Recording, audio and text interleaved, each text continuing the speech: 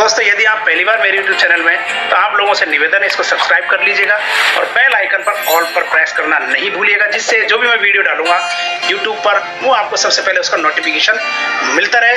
तो बिना देरी के शुरू करते हैं इस बेहतरीन टॉपिक पर। सबसे पहले मैं आपको बता देना चाहता हूँ कि जितने भी शिक्षा विभाग के जो कॉन्ट्रैक्चुअल एम्प्लॉई हैं, जिसमें राजीव गांधी पाठशालाओं के अंतर्गत कार्यरत पैरा टीचर्स हैं और जितने भी शिक्षाकर्मी हैं जो शिक्षाकर्मी बोर्ड के अंतर्गत जो कार्यरत थे वो अडॉप्ट हो चुके हैं, वो कार्यरत कर्मचारी हैं। मदरसा बोर्ड के अंतर्गत जितने भी कर्मचारी कार्यरत हैं वो उन कर्मचारियों की बातें हम करने वाले हैं और जो पंचायत शिक्षक हैं उनके बारे में भी हम बात करने वाले हैं। तो सबसे पहले मैं आपको एनालिसिस करके बताऊंगा इस ऑर्डर के बारे में, जो यहाँ पर सबसे पहले आपको इधर अंडरलाइन करके मैं बता रहा हूँ। इसका एसओपी की जो गाइडलाइन है, यानी एसओपी का जो मतलब सीधा सीधा यहाँ पर ये होता है स्टैंडर्ड ऑपरेटिंग प्रोसीजर, यानी जो एक स्टैंडर्ड का मतलब है एक आधुनिक और आज के वर्तमान युग में एक ट्रांसपेरेंस के रूप में एक पारदर्शिता रखते हुए एक मानक प्रणाली बनाई जाती है, जिसमें इकाई, विभाग और संस्थाओं के द्वारा एक कैलेंडर जारी किया जाता है। उस कैलेंडर के अंतर्गत उस कार्य को शॉर्ट आउट डेडलाइन के तहत कार्य करना और फिनिश पॉइंट डाला जाता है। तो सबसे पहले यहाँ देख लीजिएगा, Rajasthan contractual hire to civil post rule 2022 के नियम 20 के प्रावधान के अंतर्गत संविदा पद को नियमित पद में परिवर्तित कराने एवं उन पदों पर नियुक्त किए जाने वाले प्रक्रिया के संबंध में दिशा निर्देश। सबसे पहले यहाँ पर देख लीजिएगा ये क्या चीज़ है, केवल एक दिशा निर्देश है, direction of point and deadline. किस प्रकार से कार्य एसओपी डेडलाइन के आधार पर, यानी स्टैंडर्ड जो ऑपरेटिंग प्रोसीजर है उसके तहत एसओपी के तहत कार्य किया जाएगा। इसके बाद में एक एसओपी की गाइडलाइन और आएगी, उसमें क्लियर ये रहेगा किस विभाग के जो नियुक्ति पत्र हैं उन विभागों को किस किस माध्यम से, यानी किस श्रेणी से, किस कमेटी के माध्यम से किस तारीख तक नियुक्ति पत्र जारी किए जाएंगे। जो डेडलाइन की जो डेटेड है वो भी मैं आपको बता देता हूँ, 9 नवंबर 2024 से लेकर 27 दिसंबर 2024 तक ये फॉलो किए गए हैं। जिसमें सबसे पहले मैं आपकी ध्यान इधर आकर्षित करना चाह रहा हूँ डियर फ्रेंड्स, नंबर 1 की यदि हम बात करना चाह रहे हैं इस जगह पर, यहाँ देख लेगा, इसमें क्लियर यहाँ पर लिखा है कि जितने भी कर्मचारी हैं वो अवधि पूर्ण कर चुके हैं, यानी नियम 20 के अंतर्गत एडॉप्ट हो चुके हैं। नियम 20 कौन सा है उसकी तरफ मैं आपका ध्यान आकर्षित करना चाह रहा हूं। सबसे पहले उसकी तरफ लेकर चल रहा हूं, फिर वापस से इसी दिशा निर्देश और एसओपी गाइडलाइन की तरफ मैं आपका ध्यान आकर्षित करना चाहूँगा। और आप लोगों से गुजारिश, यदि आप पहली बार हैं तो मेरे YouTube चैनल को जरूर सब्सक्राइब कर लीजिएगा, क्योंकि जो नेक्स्ट जो गाइडलाइन नियुक्ति पत्र जो आएंगे हाल ही में, यानी मंडे तक 100% मंडे तक आने वाले हैं, वो भी सबसे पहले इसी YouTube चैनल पर आपको देखने को मिलेंगे। गुजारिश है चैनल को सब्सक्राइब कर लीजिएगा। चलते हैं 20 पॉइंट्स ऑफ रूल की तरफ, बने रहे इस वीडियो में। यहाँ पर आपका ध्यान आकर्षित करना चाह रहा हूँ मैं आपका राजस्थान सरकार कार्मिक ग्रुप 2 विभाग का जो यहाँ पर डिस्पैच नंबर है, ये यहाँ पर अधिसूचना है, नोटिफिकेशन है और 11 जनवरी 2022 का नियम है। इसके नियम 20 की तरफ मैं आपका ध्यान आकर्षित करना चाह रहा हूं, नीचे की तरफ लेकर चल रहा हूं, बिंदु नंबर 20 की तरफ, बने रहे इस वीडियो में। बिंदु 20 की तरफ मैं आपका ध्यान आकर्षित करना चाह रहा हूं और 20 की तरफ ही लेकर चल रहा हूं। यहां पर देख लीजिएगा बिंदु नंबर 20, यहां पर देख लीजिएगा इस बिंदु नंबर 20 में किस प्रकार से लिखा है, थोड़ा बड़ा करके आपको बता रहा हूं। इसमें क्लियर लिखा है, यानी स्क्रीनिंग, यदि राज्य सरकार किसी स्कीम परियोजना में किसी विनिर्दिष्ट यानी संविदात्मक जो पद है उसको नियमित पदों में परिवर्तित करना चाहती है, तो किसी सेवा में सम्मिलित किए गए तो उस संविदात्मक पद पर कार्य कर रहा व्यक्ति और जिसने 5 वर्ष की संतोषजनक सेवा पूर्ण कर ली हो, उसका यहाँ सप्लीमेंट्री है। और उसके बाद में उसको निम्न कमेटी के माध्यम से न्याय निर्णित करते हुए उसको द्वारा स्क्रीन किया जाएगा। यहाँ पर देख लीजिएगा स्क्रीन किया जाएगा। और कमेटी कौन सी रहेगी, यहाँ पर देख लीजिएगा ये 4 सदस्य यहाँ पर कमेटी रहेगी, यहाँ पर अध्यक्ष और उसके सचिव रहेंगे, जो यहाँ पर आप लोगों ने इसको देखा नियम नंबर 20 में। 20 नियम नंबर में नीचे की तरफ पॉइंट की तरफ भी मैं आपका ध्यान आकर्षित करना चाह रहा हूँ। यहाँ पर देख लीजिए, नियुक्त अधिकारी उस व्यक्ति को नियुक्ति आदेश जारी करेगा, यहाँ पर नियुक्ति आदेश जारी करेगा जो राज्य सरकार की एसओपी गाइडलाइन में जिस व्यक्ति को अपॉइंट किया जाएगा।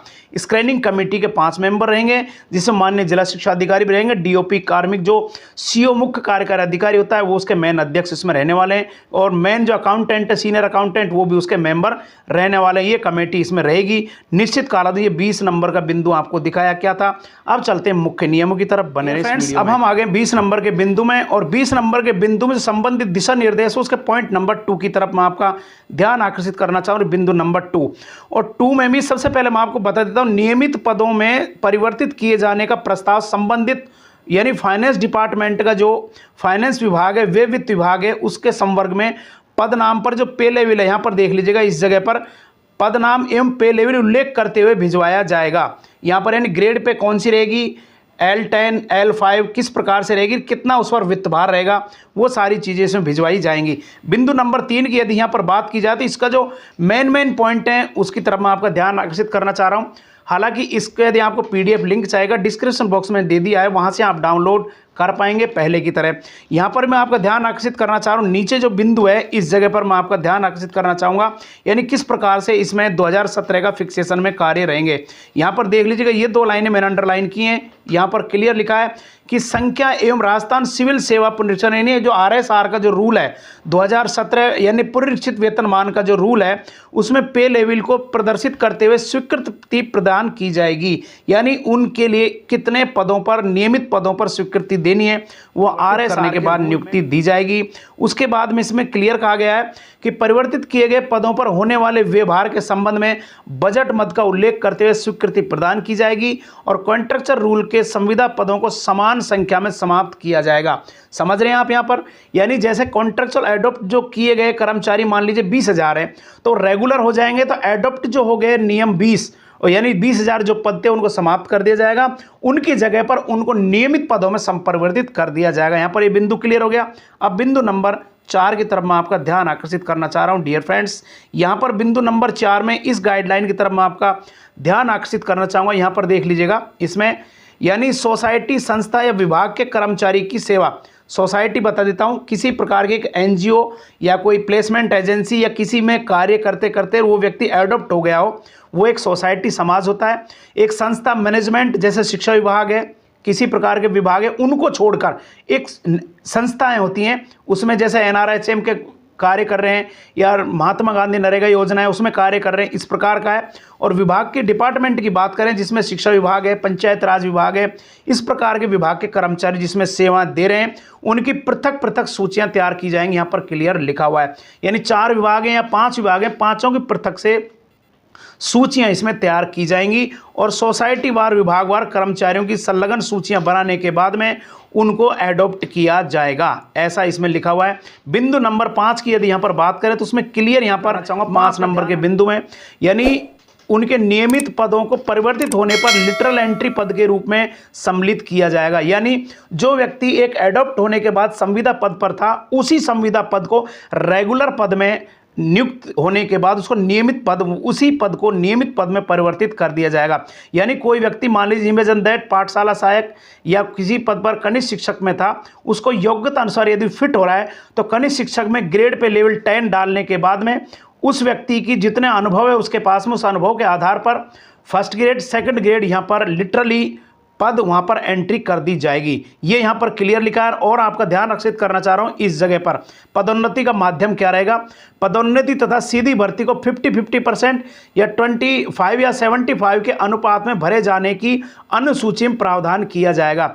यानी 50% जो पद हैं वो सीधी भर्ती से भरे जा सकते हैं और 50% पद हैं वो संविदा पद से भरे जा सकते हैं, या फिर 25% है वो संविदा आधार पर भरे जा सकते हैं और 25% भर्ती के माध्यम से भरे जा सकते हैं। इस अनुपात भरे जाने के अनुसूची में प्रावधान किया जाएगा। ये यहाँ पर ध्यान आपका आकर्षित कर रहा हूँ, इस पॉइंट की तरफ बार बार ध्यान आकर्षित कर रहा हूँ। यहाँ पर क्लियर इस चीज़ को समझ लें। यहाँ पर क्लियर लिखा है सम्मिलित के अर्थात संबंधित सेवा संवर्ग के पदों में पदोन्नति तथा सीधी भर्ती का 50-50% के अनुपात में भरे जाने का अनुसूची में प्रावधान किया जाएगा। यानी जो रिक्त पद होते जाएंगे या अन्य पदों की जो भर्तियां होंगी वो किस प्रकार से होंगी, वो बिंदु नंबर 5 इसमें ध्यान आकर्षित करता हुआ आपका ध्यान आकर्षित। बिंदु नंबर 6 की यदि हम बात करें, इसमें क्लियर लिखा है संबंधित विभाग की उक्त सेवा के नियम अंगीकार करते हुए स्वीकार करते हुए नियमित पदों की अनुसूची अंगीकार नहीं की जानी है। इसमें तो किसकी की जानी, यहाँ पर देख लीजिएगा, अनुसूची वित्त विभाग से संबंधित पद से नियमित पदों में परिवर्तित करने की पदवार प्राप्ति स्वीकृति के अनुसार उक्त पदों को सम्मिलित किया जाएगा।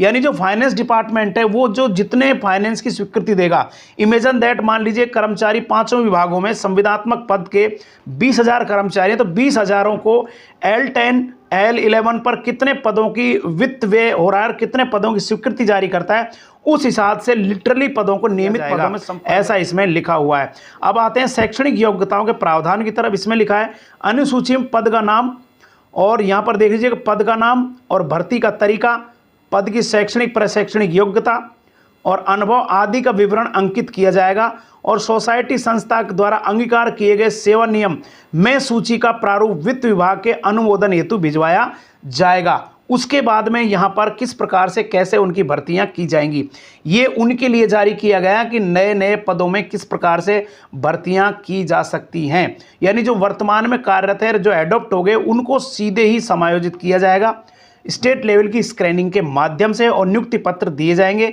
ये उनके लिए नियम बनाए जा रहे हैं जो नई नई भर्तियां होंगी, उनके लिए नियम 6 नंबर का बिंदु आपकी ओर ध्यान आकर्षित कर रहा है। 7 नंबर में भी क्लियर यहाँ पर लिखा हुआ है, मैं आपका ध्यान आकर्षित करना चाहूँगा कि प्रस्ताव कार्मिक डीओपी को भिजवाया जाएगा। कौन सा प्रस्ताव यहाँ पर देखिए, संविदा कर्मी जितने भी हैं, संविदा पद से नियमित पदों में परिवर्तित किए गए पदों को संबंधित विभाग के सेवा नियमों में पृथक पृथक प्रारूप यानी अलग अलग प्रारूप बनाकर 5 विभागों के सम्मिलित किए जाने का प्रस्ताव कार्मिक विभाग यानी डीओपी को भिजवाया जाएगा और कार्मिक विभाग द्वारा संबंधित सेवा नियम में सम्मिलित करने हेतु मंत्रिमंडल की आज्ञा प्राप्त की कार्रवाई की जाएगी। उसके बाद में उनको नियमित के बिंदु की यदि हम बात करें तो 8 नंबर के बिंदु में भी यहाँ पर स्पष्ट लिख रहा है कि जो contractual and civil post rule के तहत जितने भी संविदा पर कार्यरत पात्र कार्मिकों के नियम 20 में गठित स्क्रीनिंग कमेटी द्वारा स्क्रीन कर सिफारिश की जाएगी। यानी नियम नंबर 20 बिंदु कौन सा है, जो मैंने आपको 11 जनवरी 2022 वाला दिखा दिया, उसका 20 बिंदु यही कहता है 5 सदस्यीय कमेटी गठित की गई है। उसके माध्यम से जो व्यक्ति एडॉप्ट हो चुके हैं कॉन्ट्रैक्चुअल एम्प्लॉय, उनको नियमित करने के लिए स्क्रीनिंग कमेटी सिफारिश करेगी। सिफारिश करने के बाद टाइम बॉन्ड एसओपी के आधार पर उनको नियमित पदों में परिवर्तित किया जाएगा, नियमित किए जाएंगे।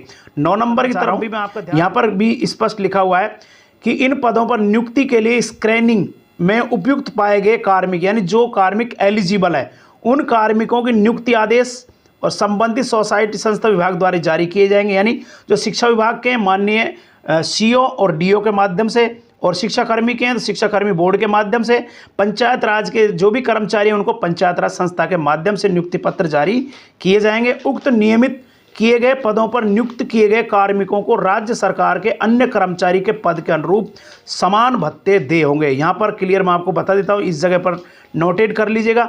यानी जो राज्य कर्मचारी के नियमित कर्मचारी उसके समान समस्त आरएसआर के रूल 2017 भी इनके ऊपर लागू होगा, यानी समान नियम लागू होंगे।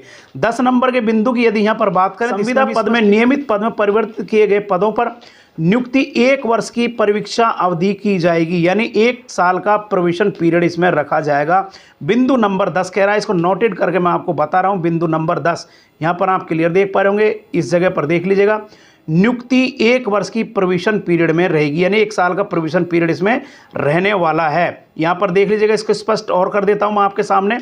पदों पर नियुक्ति कार्मिकों राजस्थान सिविल सेवा पुनरीक्षित वेतनमान नियम 2017 की पे मैट्रिक पे लेवल के प्रथम सेल में निर्धारित वेतन दे होगा। यदि किसी कार्मिक को पूर्व में प्राप्त पारिश्रमिक उक्त वेतन से अधिक है तो ऐसे कार्मिक का पारिश्रमिक संरक्षित किया जाएगा। मान लीजिए कोई शिक्षा कर्मी है, L10 से अधिक वर्तमान में पेमेंट उठा रहा है तो उसका वेतन डिस्टर्ब नहीं किया जाएगा, जितना वर्तमान में मिल रहा है वो उसको मिलता रहेगा। और किसी कर्मचारी को मान लीजिए संविदात्मक कर्मचारी को आज 18,700 रुपये मिल रहे हैं और L10 के ग्रेड के हिसाब से 23,700 में आता है तो उसको 23,700 1 साल तक मिलेंगे। उसके बाद में उसका फिक्सेशन होने के बाद में वही आरएसआर रूल के आधार पर नियमित कर्मचारी के समान उसको पेमेंट दिया जाएगा, जिस भी ग्रेड पे लेवल पे में वो नियमित किया जाएगा। अब 11 नंबर के बिंदु की यदि हम बात करते हैं तो नंबर के बिंदु में संविदा पदों में नियमित पदों को परिवर्तित किए गए पदों को भारत सरकार की विभिन्न योजनाओं, किसी भी प्लानिंग योजना में परियोजनाओं को दिशा निर्देशों के अंतर्गत अयोग्य वित्तीय सीमा तक का व्यय संबंधित योजना परियोजना के अंतर्गत लेखांकन किया जाएगा। शेष राशि संबंधित विभाग के बजट मद से वहन की जाएगी। ये बजट का मैटर वित्त विभाग का, यानी कितने परसेंट का रेशो स्टेट गवर्नमेंट देगी और कितने परसेंट का सेंट्रल गवर्नमेंट देगी, उसका मदों का 12 नंबर के बिंदु की यहाँ पर बात की जाएगी। इसमें भी स्पष्ट है, सोसाइटी संस्था के अंतर्गत अंगीकार किए गए सेवा नियमों में प्रारूप पदों के अनुरूप परीक्षा यानी परीक्षण कर वित्त विभाग द्वारा सहमति प्रदान कर दी जाएगी। ये सहमति पहले ले ली जाएगी, उसके बाद ही नियमित होंगे। 13 नंबर पर यदि बिंदु की हम बात करें तो उसमें भी स्पष्ट है, यानी जो कॉन्ट्रेक्चुअल नियम है उनके अंतर्गत स्वीकृत पदों के नियमित पदों में परिवर्तित किए जाने के संबंध में विभाग के संबंधित सेवा नियमों में इन पदों को पृथक अनुसूची में सम्मिलित करने के विभाग के प्रस्ताव का परीक्षण कर डीओपी विभाग द्वारा सहमति प्रदान की जाएगी एवं संबंधित सेवा नियमों में अनुसूची को सम्मिलित करने बाबत मंत्रिमंडल ज्ञापन तैयार कर नियमों में आवश्यक संशोधन करवाया जाएगा। मैं आपको स्पष्ट बता देता हूं, अभी हाल ही में जो गाइडलाइन जारी की गई है 9 नवंबर 2024 से 27 दिसंबर 2024 तक, यानी दिसंबर 2024 तक आप लोगों के जितने भी कॉन्ट्रेक्चुअल एम्प्लॉई हैं उनके जो शेष रह गए हैं उनके नियुक्ति पत्र जारी होने वाले नहीं हैं। यानी दिसंबर 2024 तक राज्य सरकार ने आप लोगों को एक इस प्रकार से नियमित के एक झमेले में डाल दिया है, यानी 27 दिसंबर 2024 तक आप इन नियमों में ही लगे रहें। और उसके बाद में आपका जो डिपार्टमेंट है उसको गाइडलाइन दी गई है, उसकी तरफ भी मैं आपका ध्यान आकर्षित करना चाह रहा हूँ। उसके द्वारा भी समझिए किस प्रकार से आपका काम होने वाला है, उसकी तरफ ध्यान आकर्षित कर रहा हूँ। सोसाइटी संस्था विभाग द्वारा की जाने वाली कार्रवाई से आपको अवगत करा रहा हूँ। यहाँ पर कार्य और समय अवधि क्या रहेगी, यहाँ डिपार्टमेंट का क्या कार्य है और उसका यहाँ टाइम बॉन्ड क्या रहने वाला है, यहाँ पर देख लीजिएगा, इसमें स्पष्ट है। यानी जो राज्य सरकार कॉन्ट्रेक्चुअल पोस्ट रोल 2022 के प्रावधान में नियमित पदों में परिवर्तित किए जाने हेतु निर्धारित सेवा अवधि पूर्ण कर चुके कार्मिकों की जो प्रारंभिक स्क्रीनिंग कर नियमित सृजित किए जाने वाले पदों की संख्या का आकलन किया जाएगा। 9 नवंबर तक आकलन होगा। उसके बाद बिंदु नंबर 2 की यदि मैं इसको बड़ा करके थोड़ा स्पष्ट दिखेगा तो 2 नंबर बिंदु की बात करें तो इसमें समझाया गया है, यहाँ पर टाइम बॉन्ड लाइन है 14 नवंबर, इसमें भी स्पष्ट कहा गया है। यहाँ पर देख लीजिएगा, सोसाइटी के तहत जितने भी पद हैं, इसको बड़ा करके मैं आपको दिखा रहा हूँ क्या क्या इसमें रखी गई हैं। यहाँ देख लीजिएगा, सोसाइटी के तहत जितने भी पदों को परिवर्तित किए जाने का प्रस्ताव संबंधित वित्त विभाग के पदों को संवर्ग पदनाम पे लेवल उल्लेख करते हुए भिजवाया जाएगा। साथ ही समान संख्या में समान पदों को समाप्त करने का प्रस्ताव भी भिजवाया जाएगा। मैं आपको बताते हूँ डियर फ्रेंड्स, जो भी प्रस्ताव अभी तक तैयार किए गए राज्य सरकार के द्वारा, ये सभी एसओपी की गाइडलाइन तैयार हो चुकी है। आपकी जिला स्तर की स्क्रीनिंग भी क्लियर हो चुकी है। उसके बाद केवल ये स्टेट लेवल की स्क्रीनिंग होगी। इसके बाद में वित्त विभाग और डीओपी विभाग के द्वारा एक एसओपी, ये एसओपी की गाइडलाइन है। इसके आधार पर जो विभाग हैं वो अपनी गाइडलाइन जारी करेंगे कि इनकी स्क्रीनिंग कब करनी है स्टेट लेवल की। जैसे ही स्क्रीनिंग कंप्लीट हो जाए उसके बाद हम नियुक्ति पत्र जारी करेंगे। शिक्षा विभाग का कौन कौन से 5 मेंबर की कमेटी है वो नियुक्ति पत्र जारी करेंगे।